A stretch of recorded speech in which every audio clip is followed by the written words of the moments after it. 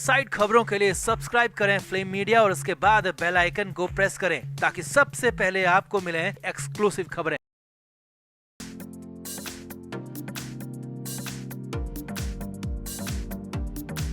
उज्जैन एक ऐसी जगह जो भक्ति के लिए जानी जाती है, आस्था के लिए जानी जाती है, भगवान शिव के महाकाल अवतार के लिए पहचानी जाती है, जहां जाकर हर व्यक्ति खुद को धन्य मानता है। उसी उज्जैन से 12 साल की बच्ची को लेकर जो दरिंदगी भरी खबर सामने आई है, उसने पूरे देश का खून खौला दिया है। 3 घंटे तक बच्ची खून से लथपथ हाल में भटकती रही, किसी ने मदद नहीं की। एक कॉलोनी से दूसरी कॉलोनी में भागती रही, फिरती रही, मगर किसी का कलेजा नहीं पसीजा। और जब पूरी वारदात सामने आई तो हर किसी के पैरों तले जमीन खिसक गई। अब अभिनेता से लेकर राजनेता हर कोई उज्जैन की इस खबर पर हैरानी जता रहा है, दुख जता रहे हैं, गुस्सा जता रहे हैं। तो क्या है पूरा मामला, क्या हुआ बच्ची के साथ और पूरा अपडेट क्या है, आपको बताते हैं सब। आप भी वीडियो को शेयर करें और अपनी राय कमेंट बॉक्स में जरूर दें।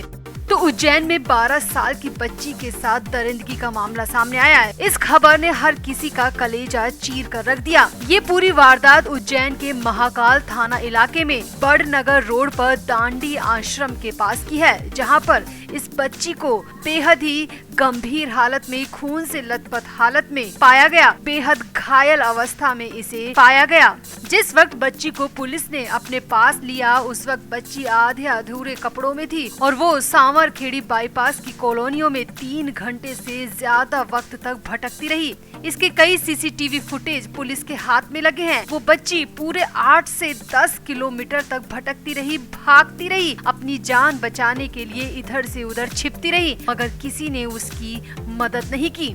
फिलहाल सामने आया है कि बच्ची के प्राइवेट पार्ट्स में बेहद गंभीर चोटें हैं और उसको अस्पताल में भर्ती कराया गया है। वो बच्ची कहां से आई, यहाँ तक कैसे पहुंची, उसके साथ किसने ये सब किया, इसको लेकर पुलिस पूरी तरीके से ब्लाइंड थी। मगर फिर भी पुलिस ने कोशिश की और कोशिश के बाद उस बच्ची के गुनहगार को पुलिस ने आखिर पकड़ कर दिखाया। ज्यादा खून बह जाने की वजह से बच्ची को फिलहाल इंदौर के अस्पताल में भर्ती कराया गया है, जहाँ पर उसे खून चढ़ाया गया। फिलहाल बच्ची को खतरे से बाहर बताया गया है, लेकिन डॉक्टर्स का कहना है कि बच्ची के साथ बहुत ही घिनौने तरीके से दरिंदगी की गई है।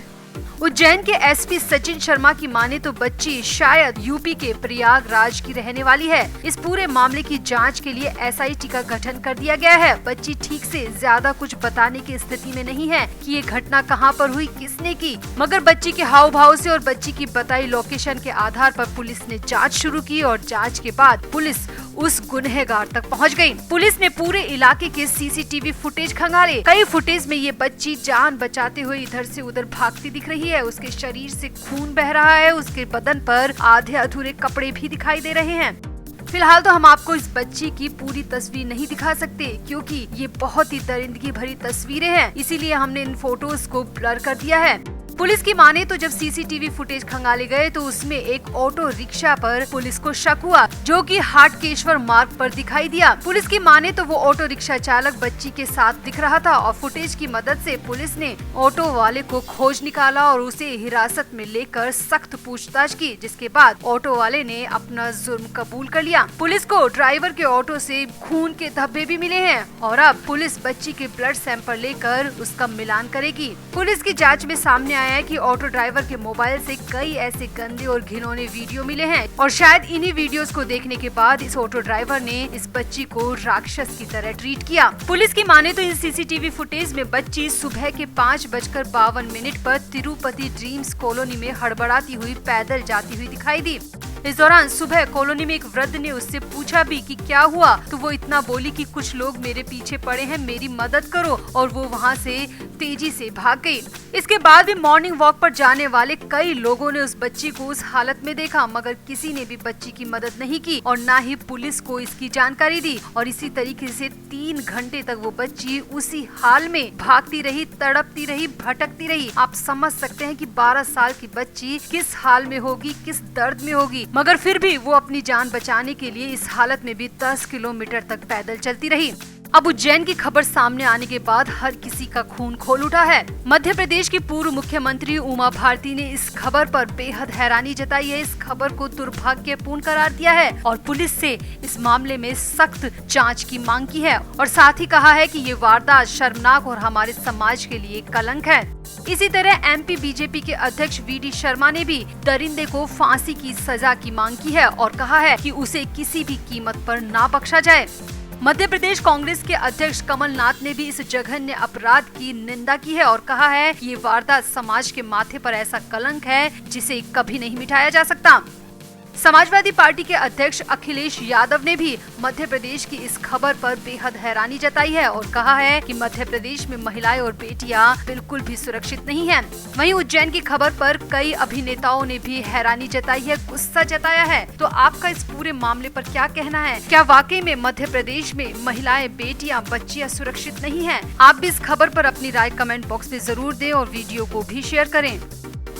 तो रोडीज 19 वैसे तो खास टीआरपी में नहीं है, मगर रिया चक्रवर्ती का कमबैक शो होने की वजह से शुरुआत में थोड़ा सा चर्चा में रहा था। बीच में रिया चक्रवर्ती ने शो में सुशांत के बाद खुद पर हुए केस की बात कहकर थोड़ी सिंपैथी गेन करने की कोशिश की थी, मगर फिर भी शो को दर्शक नहीं मिले। इसके बाद मेकर्स ने गौतम गुलाटी और प्रिंस नरूला के बीच में झगड़ा भी करवा दिया, मगर फिर भी टीआरपी में जरा भी उछाल नहीं हुआ। मगर अब जो खबर आ रही है वो काफी हैरान करने वाली है, क्योंकि इस शो में पार्टिसिपेट कर रहे मेंबर्स ने खुद दावा किया है कि उन्हें सेट पर रात के वक्त कई अजीब तरीके की आवाजें सुनाई देती है। किसी की बहुत दर्द में चीखने चिल्लाने की आवाजें भी आती हैं। शो में पार्टिसिपेट कर रहे जोगिंदर ने तो दावा किया है कि उन्होंने रात के वक्त कैंप के बाहर किसी को चलते भी देखा है। वो साया जैसा है, वो साया आता है और रिया चक्रवर्ती के कैंप के बाहर कहीं गायब हो जाता है और उसके बाद ही चीखने की और रोने की आवाजें भी आती हैं।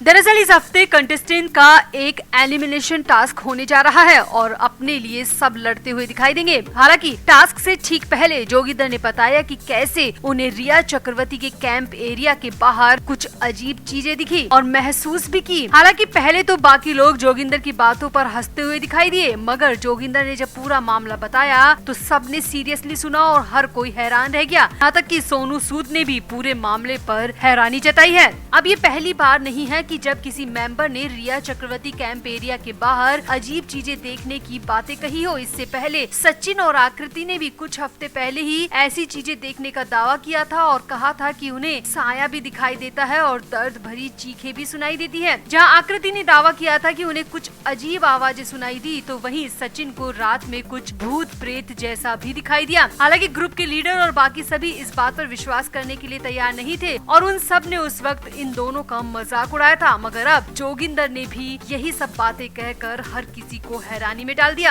अब जोगिंदर, सचिन और आकृति तीनों का दावा है कि उन्होंने कई बार रात में एक साया देखा है। वो साया किसी मेल का है। वो रिया चक्रवर्ती के कैंप के बाहर गायब हो जाता है और फिर उसके बाद लगातार रोने की और दर्द में चीखने की आवाजें आती है। अब तीनों एक ही बात कह रहे हैं, एक जैसा घटनाक्रम बता रहे हैं, तो इसे इग्नोर भी नहीं किया जा सकता। अब जब से मीडिया में ये सब खबरें आई है तभी से अलग अलग थ्योरी भी सामने आ रही है। एक रिपोर्ट में तो दावा किया है कि वो साया जरूर सुशांत सिंह राजपूत का ही होगा। आखिर क्यों वो रिया चक्रवर्ती के कैंप के बाहर ही गायब होता है? ये सवाल अब लगातार उठाए जा रहे हैं। तो आपका इस पूरे मामले पर क्या कहना है? क्या जोगिंदर, आकृति और सचिन सच बोल रहे हैं? क्या वाकई में उन्हें कैंप एरिया में कुछ नेगेटिव एनर्जी महसूस होती है या फिर टीआरपी के लिए मेकर्स ने ये घटिया रास्ता चुना है? आप भी अपनी राय कमेंट बॉक्स में जरूर दें और वीडियो को भी शेयर करें।